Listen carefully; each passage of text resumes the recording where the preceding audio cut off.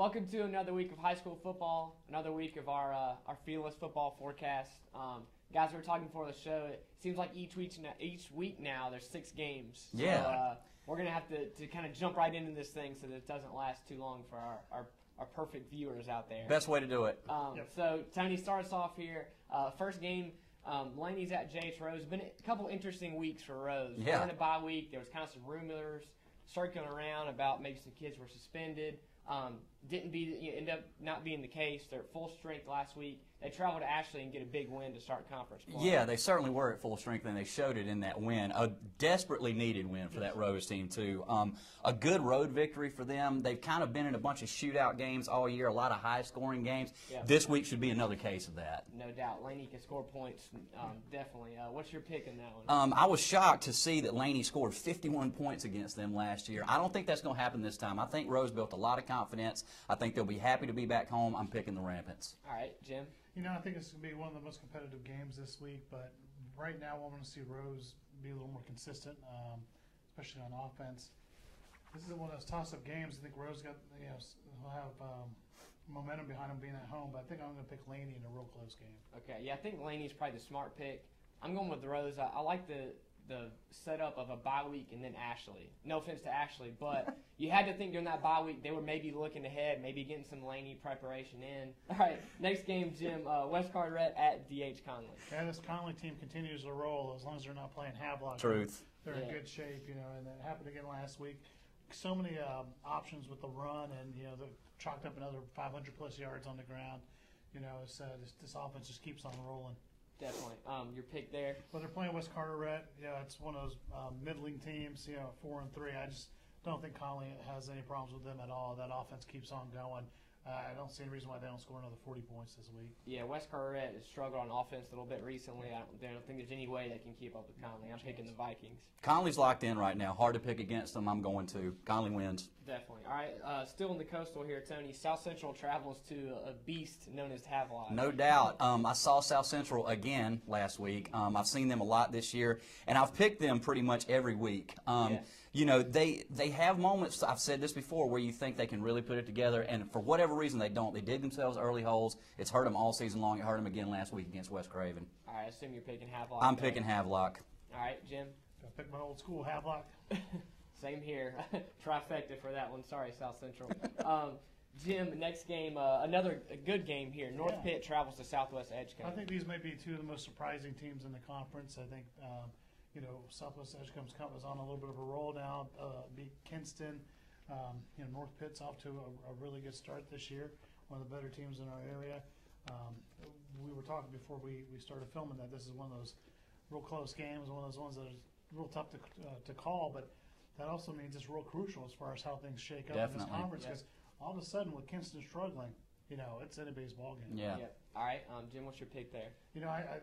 I'm going to go with North Pitt. I think it's going to be tough to go on the road and get that win, but right now things are going well for them, and I think that carries over in this game. They've played well on the road. I think it happens again this week, and North Pitt gets the win. I'm going to go with the Panthers as well. Kind of like I picked with Rose earlier, North Pitt's coming off a couple blowout wins where maybe they've had a chance to rest some players. Southwest has played some tough games recently. You mentioned the Kinston game was a barn burner.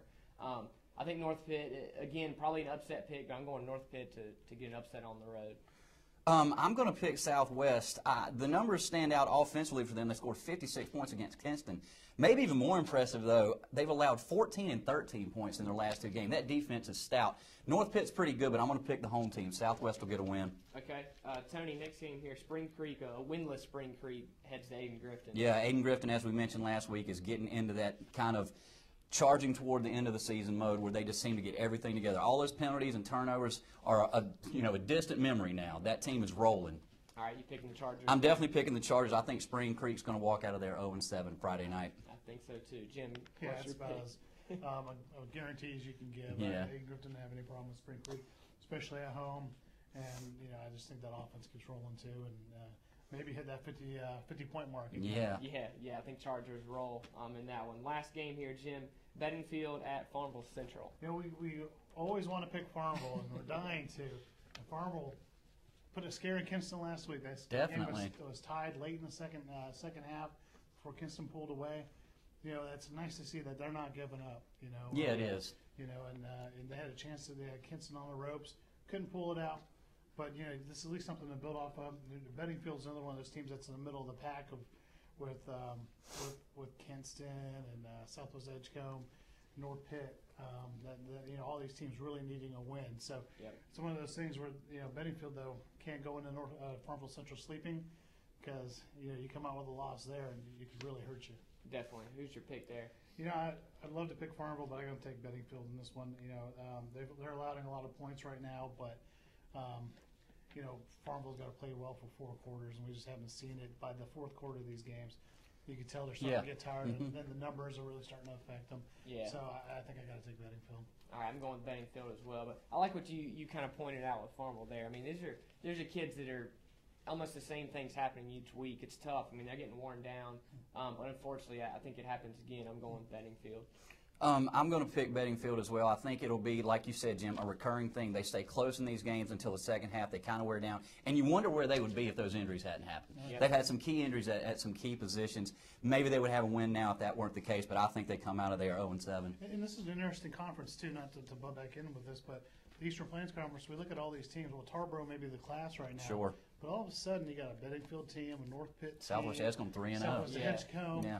The middle of the pack is pretty tough. Definitely. Yeah. So, you're dealing with a Farmville team who's desperate for a win, but you don't really get a break this year. Sure. I mean, this conference is from top to bottom is pretty tough. Now Farmville has to go and play a team that's battle tested every week, and it's just a tough run right now. Super balanced conference for sure. I love that conference. It's competitive as can be. Each week. Cool. All right. Well, there's our game. Seems like there's some good games out there for sure. Maybe a couple blowouts, a good mix of high school football. But check the reflector.com and grab the paper, and we'll see you next week.